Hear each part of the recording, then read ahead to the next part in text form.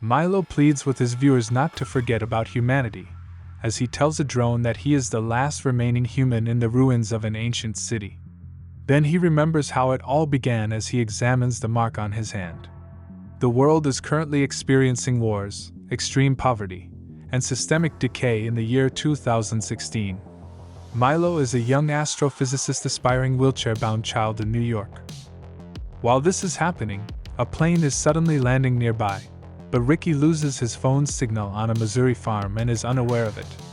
At that time, machines start failing simultaneously all over the world. There is panic in the city because cell signals are jammed and planes are forced to land whenever they can. The sun is suddenly obscured by a fleet of enormous spacecraft as the sky begins to fog over. People start having strange visions of their deceased loved ones appearing in front of them as the military prepares and people panic all over the media.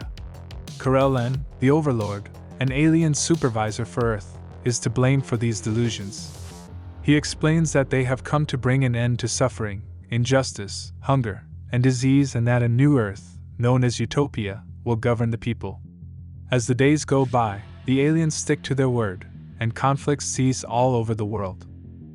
Old enemies are now dropping their weapons and holding hands, and reporters are in awe as they report this unbelievable development. This hasn't made the ruling class very happy because they've always made money off of war. In Missouri, Ricky's neighbors are concerned about what they should do.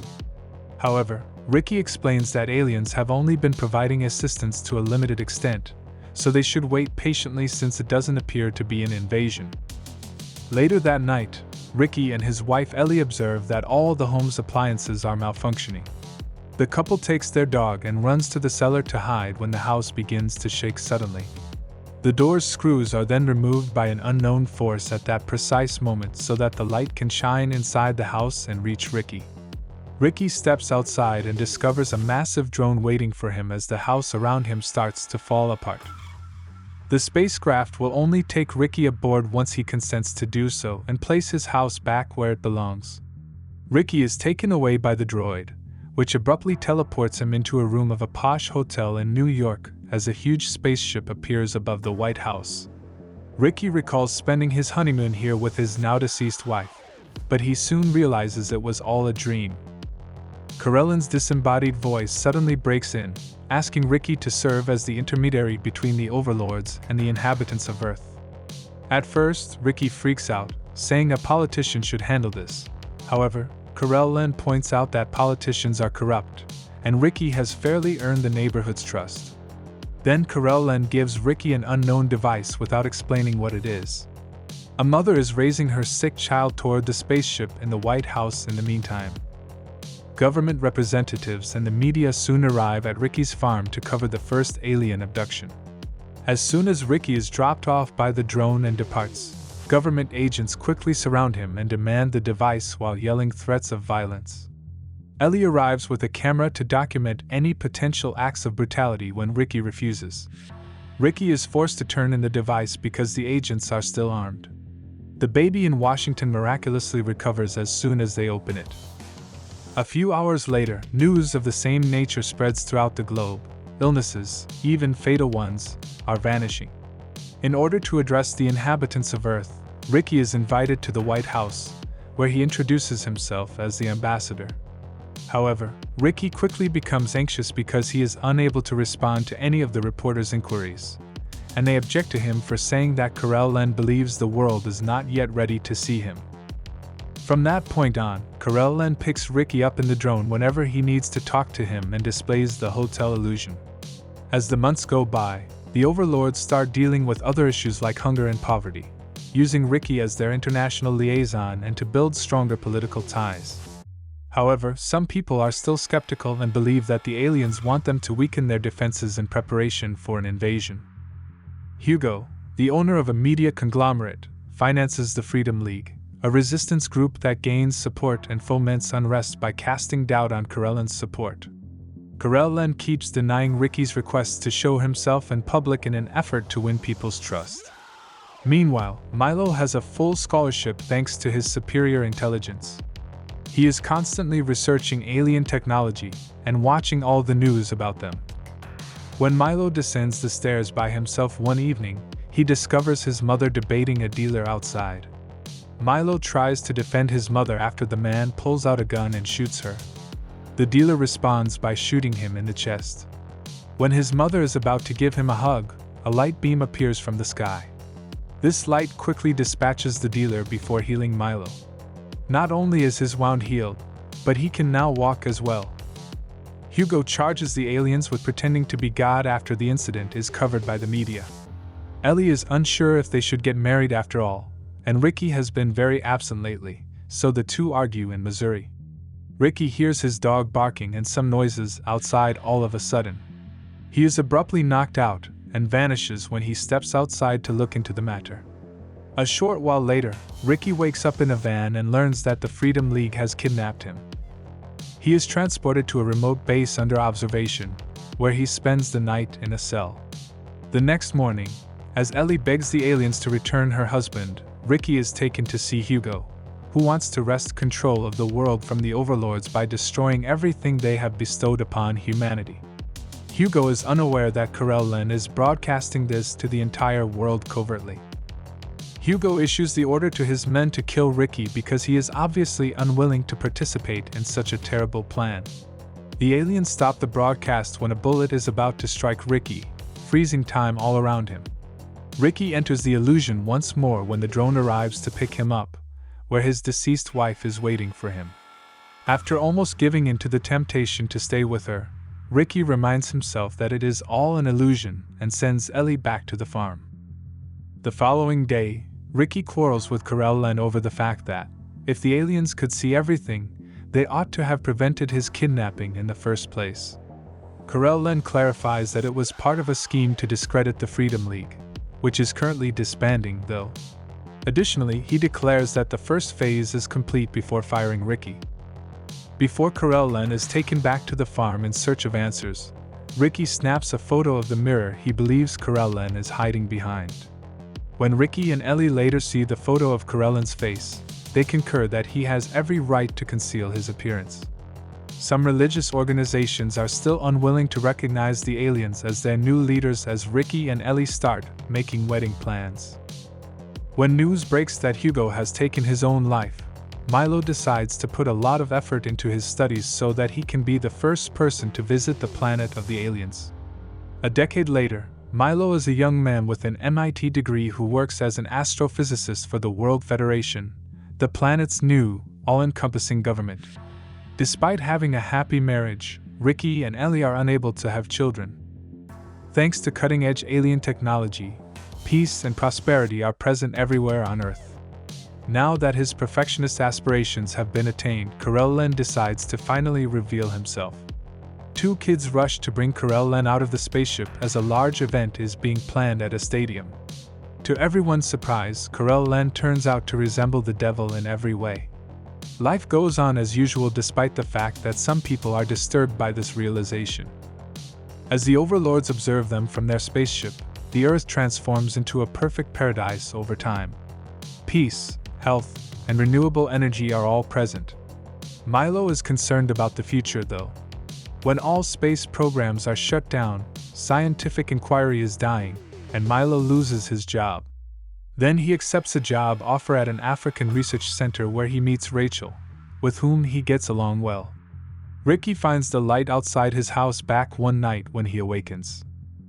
Corellon is waiting for him when he follows the beam to the tool shed, which surprises him. Before revealing some significant information, Corellon apologizes to Ricky. Ellie exits the house at that precise moment, but Ricky is still there as the drone takes off. He explains to her that Corellon had only checked in on them and had not brought up their actual conversation. The following day, people start congregating around the farm, believing that Corellon's presence is a sign. Ellie presses Ricky for the truth, but he says Corellon only told him that Earth will have a new destiny. While this is happening, the African research facility begins to tremble. Dr. Boyce discovers a new room in the building that the aliens immediately place there, and Rachel notices all of their animals frightening in their cages. He assumes that Corellon wants them to conduct a conversation with someone after discovering a glowing object inside the package that resembles a massive Ouija board. Boyce learns later that the Ouija board was once a tool of Satan because it revealed information that only God should know when he investigates the history of the device. Tommy wakes up to find a light outside later that night, while having nightmares in a suburban home in the United States. Amy, Tommy's mother, is looking down at her stomach as the drone circles the house. Jake, Amy's husband, is awakened when he hears her repeat, "We have to save the children," after the drone has flown away. She then inquires about Tommy, and Jake goes outside to locate him there. When Jake tries to turn on the light, it shorts out, and Tommy gives him a spooky look while uttering the phrase, "It will end and begin." Tommy repeats the words, "Don't touch us," and pushes his father away rather forcefully at the same time Amy says them in her room. The following day, Jake and Amy clash. Tommy has been acting strangely all day, according to Jake, and he just wanders around staring blankly. He also brings up Amy's propensity for screaming while she sleeps, which she attributes to stomachaches. Later, they bring Counselor Preta, a missionary's kid who is trying to figure out where her own faith fits in at a time when God isn't needed. Tommy confesses to Preta during the first session that he has horrifying apocalyptic visions.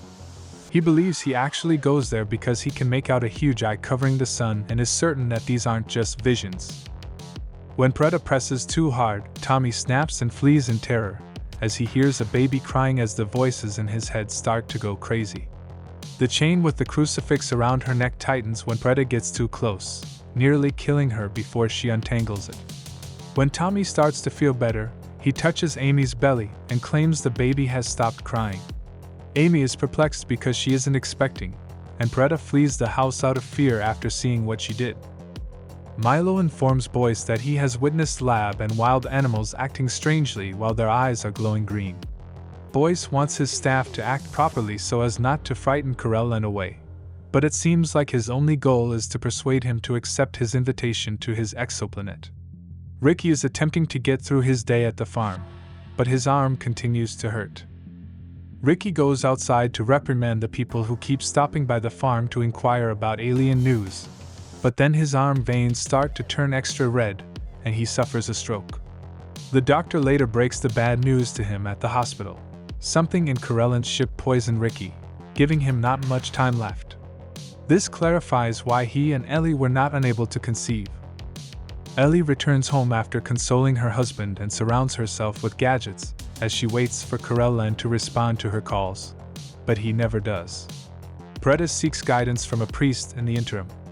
She has been investigating demons and the tale of the devil during this time, wondering what it meant for Corellin. Though the priest urges her not to lose faith, she is now more terrified than ever. Milo thinks humanity has drawings of creatures resembling Corellin because they have always known the overlords would arrive to do good.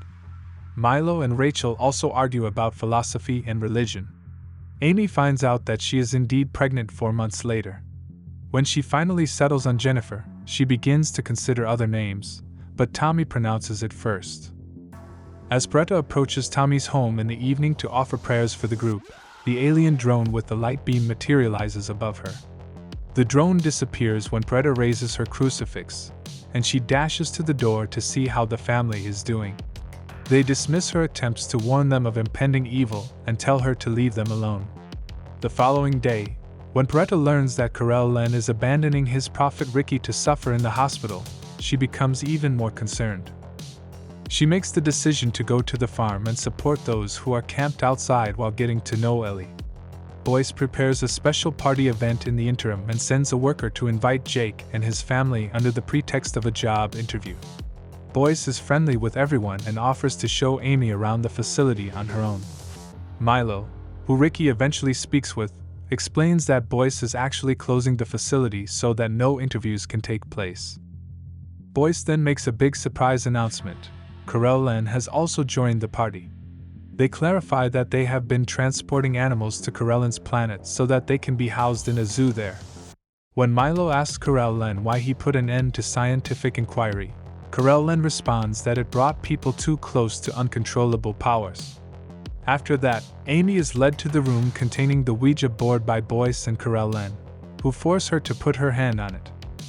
With the help of the entity that is growing inside of her, Corellon is able to communicate with it and use it to send a message, a light beam with a symbol in it, to the stars. Tommy is unwilling to leave, so Jake goes looking for him. Boyce's nose begins to bleed in the chamber, and Corellon talks to the being inside Amy, telling it can't be a child or save anyone. Boyce is concerned for Amy because she appears to be in pain and reaches out to touch him as Jake does the same for his son.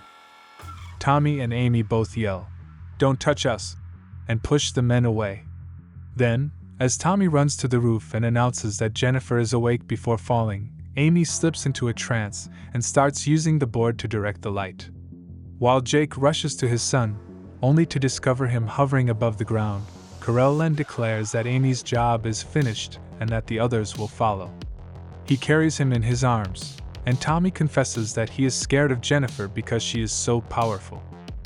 Amy rushes to find her family, and they all leave the celebration together without responding to Boyce's questions. Amy experiences excruciating stomach pain on the ride home. Milo notices that the light beams Corellon uses are his people's alphabet in the meantime, so he doodles the symbol on a napkin and adjourns to the library to look up the meaning. When Rachel pursues him, she discovers him sketching the symbol on a star chart and learns that it is a representation of the constellation of the Overlord's home system, the Carina system. They kiss as a result of their excitement. Corellon returns the following day to see Ricky and Ellie. In the midst of giving Ricky a vial of extremely rare and difficult-to-make medicine to heal him, Preta interrupts, calling Corellon a liar. This forces Corellon to admit that she sterilized Ricky, not the illness. The Earth's days are numbered, and it's always harder for parents, so he did this out of kindness. Corellon is shot by Preta while Ellie yells at him. Corellon collapses to the ground in pain and tells Ricky that he only intended to spare him pain. Corellon is instantly healed after Ricky administers the medication to him while feeling guilty. After that, Corellon tells a sobbing Preta that her faith is poetry but still ineffective because nothing can stop what is about to happen. Preta sees her mother's ghost later at home and follows it until she regrettably falls off the balcony. Boyce, who is building a new ark, discovers that Corellon had requested animals from him. Jennifer is born at the community hospital, and she has bright green eyes. The kids were raised in a utopia, so 4 years later they are stronger than any previous generation. Realizing that people have changed over time, Milo, who is currently dating Rachel, wonders what the next generation will look like. The new generation is being born with psychic abilities, although so far they are only being used for childish things, so he is now in charge of studying the kids and their new development. Due to some chips attached to his arm, Ricky is still alive in the meantime, but he is constantly in pain and has no idea how much longer he has. Meanwhile, in New Athens, defenders of the traditional way of life are organizing and appealing to everyone to join them before the end, though they are unable to specify what this end entails. Corellon tells Ricky what will happen to the world during a visit one evening. Additionally, he offers to spare Ricky if he agrees to leave this place, but Ricky declines. The following day, Milo and Rachel notice children acting strangely in the park. Suddenly, children everywhere enter a state resembling a trance and raise their right hands to the sky while chanting Jennifer's name. Actually, older children visit Tommy's home in search of their leader. In the meantime, Tommy explains that Jennifer gives the kids visions of new worlds, and Milo calls Jake to tell him that he has realized the children are all connected. As more kids arrive to fill the streets, Jake tries to tell them to leave, but they ignore him. Amy checks on Jennifer, who claims that there is no need to be afraid because she has seen everything. Jake makes the decision to relocate to New Athens as she uses her special abilities to read the thoughts of Tommy and the kids. Jennifer needs to use her abilities once more to get the kids to move because they are still obstructing the streets. When they arrive in New Athens, they find that the city is just like it was before the aliens arrived, polluted, overcrowded, odorous, and always with a body in an alley. Milo calls Jake repeatedly to ask about Jennifer, but Jake doesn't respond. Soon after they arrive, the police introduce the family to Mayor Jerry, who says he'd rather see New Athens burn if it fails than live in a utopia and that real free will is preferable to a utopia. Amy notices that Jennifer is also being ogled by the children in this area. Later, in their new house, Jake is persuaded by Amy to speak with Milo on behalf of their daughter. Jake complies with Milo's request to quiz Jennifer, but as soon as Milo starts talking about the future, the connection breaks.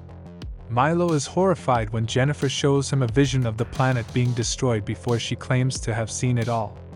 Jennifer says, "The end begins," as the call comes to a close. Milo has a desperate plan to steal the next shipment of animals and board the Overlord's spaceship to save Earth. Although Rachel agrees to help grudgingly, she is devastated that he is leaving. Milo finds it terrifying when she demonstrates how they place animals in cages inside of bags, but he is determined to try it anyway. Later, Rachel successfully sneaks Milo into the spaceship with the other animals by smuggling him into the delivery truck, kissing him goodbye, and putting him to sleep inside the bag. Ricky is in excruciating pain at the farm, and the chips are no longer any comfort. When Ricky mentions the name of his deceased wife, Ellie, who is trying to assist him, is devastated. Without realizing Carell Len is present, Ricky finds himself back in the hotel when the room abruptly changes. He begins to experience his old memories as though they were real, but soon he starts to feel strange things in the space and hear Ellie's voice on the radio. Ricky is deeply affected by the memory of his wife passing away from cancer. After realizing this was all an illusion, Ricky forces Carell Len to reveal himself. Ricky declines his offer to stay here permanently because it isn't real and he has learned to love again thanks to Ellie. Ricky goes back to the farm and Ellie after requesting that Carell Len bury the room. Later, Tommy's family is watching a movie at the theater, but Jennifer abruptly calls out that it's time, and the movie is cut short. Carell Len makes one final appearance to speak to the inhabitants of Earth, warning them that they will soon pass away because they will reach a higher level of consciousness. Carell Len also tells the kids that they will all leave them and turn into superhumans, and that no more children will be born on Earth as they stand up and raise their hands to the sky. Pregnant women realize they've lost their babies at that point, and kids start floating up into the sky, oblivious to their parents' cries. Tommy, however, is able to stay behind. Following that, the family goes in search of Jerry and discovers him at the church in the cemetery next to his daughter's grave. He has already set off a bomb to blow up New Athens while extremely inebriated and claims that humanity cannot survive without children. Tommy claims he was only there for a short while to say goodbye and that he now needs to join his sister after Jake fails to persuade him otherwise. As Tommy rises, Amy sobs, acknowledging that their time has passed but at least they lived a good life. She then moves to stop Jake from deactivating the bomb. As the bomb detonates and completely destroys New Athens, the couple holds hands as Jennifer, who is nearby on top of a mountain, sends a beam of light into the clouds while absorbing the energy of every living thing on Earth. Milo wakes up on the Overlord's ship and immediately administers medication to his body in order to survive. When one of the Overlords comes across him, he actually greets Milo warmly and shows him their lava-filled home planet. He also explains that during Milo's journey, 40 years had already passed on Earth. The Overlord then claims that everything that has happened to Earth has already been planned by the Overmind, which is the universe as a whole. It has been communicating with the Overlords for countless years, and they visit worlds to make changes as the Overmind directs.